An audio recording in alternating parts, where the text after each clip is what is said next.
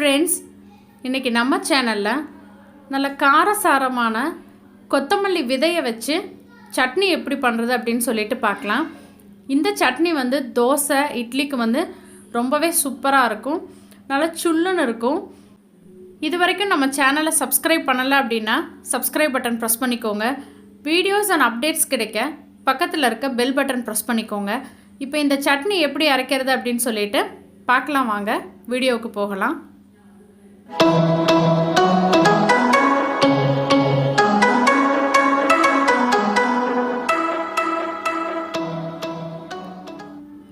கொத்தமல்லி விதையை வறுக்கறதுக்கு நல்லெண்ணெய் எடுத்துக்கலாம்.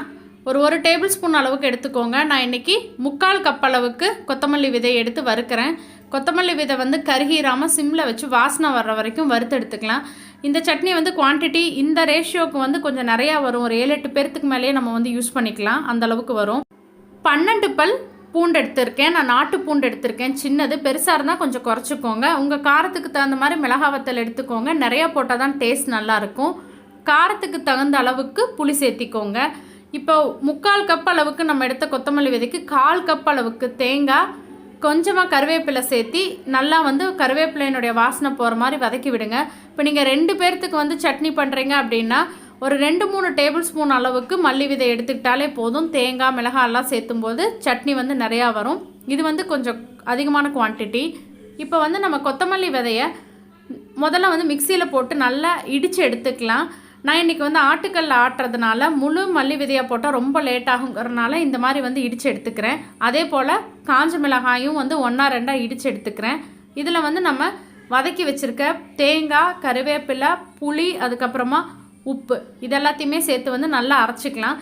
நீங்கள் மிக்சியில் அரைக்கிறீங்க அப்படின்னா கொத்தமல்லி விதையை நல்லாவே பவுடராக தட்டிட்டு அதுக்கப்புறமா எல்லாத்தையும் சேர்த்து அரைச்சிங்கன்னா தான் அரைப்படும். ஏன்னா கொத்தமல்லி விதை அரைப்படுறதுக்கு லேட் ஆகும்.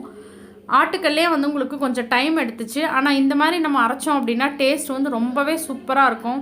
அரைக்க உங்களுக்கு மல்லியினுடைய மனம் அவ்வளோ அற்புதமாக இருக்கும். பாருங்கள், சூப்பராக சட்னி ரெடி ஆகிடுச்சு. இப்போ இந்த சட்னி நான் எடுத்துகிட்டு வந்துட்டேன். ஆட்டுக்கல் ஆட்டினதுனால தண்ணி மிக்ஸ் பண்ணியிருக்கேன். இதுக்கு தாளிக்கிறதுக்கு நல்லெண்ணெய் சேர்த்திக்கோங்க. எண்ணெய் கொஞ்சம் அதிகமாக விட்டால் தான் நல்லாயிருக்கும். நல்லெண்ணெய் தான், அதனால் ஒன்றும் பிரச்சனை இல்லை. செக்கில் ஆட்டின நல்லெண்ணெய். கடுகு 1/2 ஸ்பூன் போட்டுக்கலாம். கருவேப்பிலை வாசனைக்கு போட்டுக்கோங்க. எண்ணெய் நல்லா காஞ்சதுக்கப்புறம் நம்ம அரைச்சி வச்சுருக்க அந்த சட்னியை இதில் சேர்த்து விட்டு நல்லா ஒரு கொதி வர்ற மாதிரி கலக்கி விடுங்க. நான் சட்னி பாத்திரத்தில் திரும்பவும் கொஞ்சம் தண்ணி ஊற்றி அதையும் சேர்த்து கொதிக்க விட போகிறேன். எண்ணெய் நிறையா இருந்தால் தான் அந்த காரம் குறைஞ்சி நல்லாயிருக்கும். பாருங்கள், நல்லா இந்த அளவுக்கு கொதித்து வரணும். கொதித்து அந்த எண்ணெய் எல்லாமே மேலெலும்பி வரும்பொழுது தான் நல்லாயிருக்கும். இது நீங்கள் 1 நாள் இல்லை 2 நாளைக்கு வச்சு கூட யூஸ் பண்ணிக்கலாம். நல்லா எண்ணெயிலே வேகிறதுனால நல்லாயிருக்கும். எண்ணெய் பாருங்கள் எந்த அளவுக்கு தெளிஞ்சு வந்திருக்குன்னு சொல்லிட்டு. இது வரைக்கும் நம்ம வேக விட்டு அதுக்கப்புறமா ஆஃப் பண்ணிக்கோங்க. நீங்களும் உங்கள் வீட்டில் ட்ரை பண்ணி பாருங்கள் இட்லி தோசைக்கு.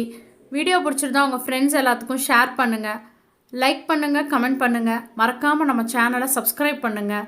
சுவையறிந்திட சுவைத்து பாருங்கள். தேங்க்யூ.